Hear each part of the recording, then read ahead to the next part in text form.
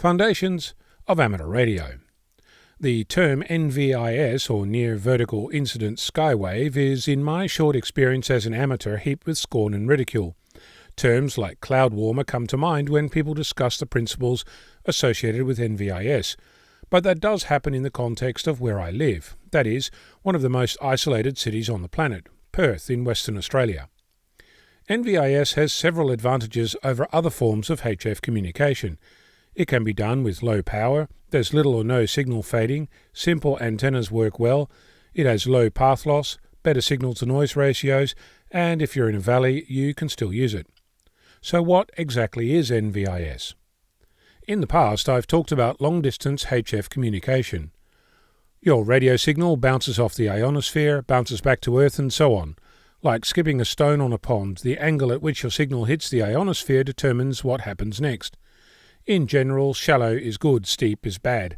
Much like the plop you hear when you don't hit the pond just right, a radio signal can go through the ionosphere, never to be heard again. NVIS is about hitting the ionosphere at a steep angle, in such a way that it reflects back to Earth. Without going into detail, generally you can use 40 meters during the day and 80 meters at night, with some variation depending on the solar cycle and whom you want to talk to. NVIS gives you communications less than 1,000 kilometers away, plenty to talk to everyone in your city and surrounding area.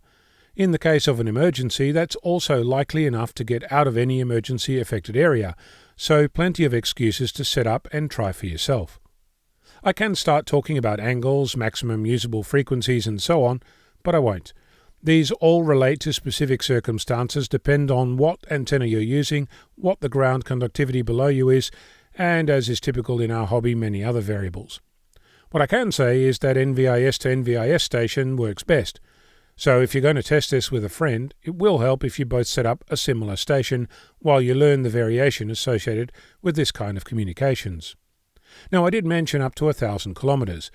That isn't enough to leave Western Australia. Perth to the border is about 1,500 kilometres.